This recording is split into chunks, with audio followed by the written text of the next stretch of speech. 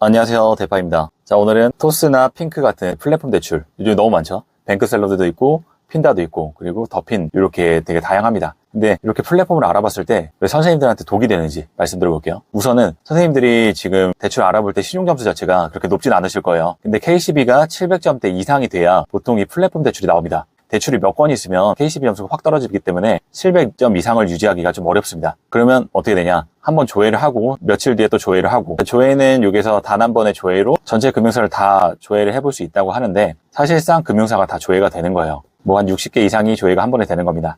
예를 들어 일주일 단위로 조회를 계속해서 한다면 당연히 과다 조회가 걸릴 수밖에 없겠죠. 신용점수가 KCB 기준으로 700점 미만이라면 거의 요즘에는 햇살론을 알아봐야 됩니다. 그리고 이 플랫폼의 단점이 뭐냐면 햇살론 뱅크 한도는 잡혀요. 근데 막상 실행해보면 뱅크 실행이 안 됩니다. 예를 들어서 전북은행 햇살론 뱅크로 2,250만 원 한도가 나왔습니다. 근데 전북은행 어플을 다운받아서 실행을 하려고 하면 실행이 안 되죠. 이것은 서민금융진흥원에서 지금 햇살론 뱅크를 시행하고 있지 않기 때문인데, 이런 정보가 선생님들한테는 올 수가 없죠. 그리고 또 추가적으로 햇살론 1호는 이 플랫폼에서 조회가 거의 안 됩니다. 플랫폼에서 알아볼 수가 없어요. 그러니까 햇살론 1호를 알아보는데 플랫폼으로 조회를 해서 한도가 안 나왔다고 해서 햇살론 1호가 안 되는 게 아니에요. 햇살론 1호 자체는 서민금융진흥원 어플로 알아보는 게 정석입니다. 근로자 햇살론도 마찬가지예요. 근로자 햇살론이 예를 들어 KCB 기준으로 650점 이상이라고 하면 이 플랫폼에서 나올 수 있는데, KCB 기준 650점 미만이면 이 플랫폼 자체에서 햇살론이 시행이 안 되는 경우도 있어요. 근데 서민금융진흥원을 조회했을 때는 한도가 잡히는데 플랫폼에서는 시행이 안 된다 하면 온라인 햇살론 등급에 맞지 않는 겁니다. 자, 그럼 온라인 햇살론이 아니면 뭐 오프라인 햇살론이 있냐? 그건 아니고요.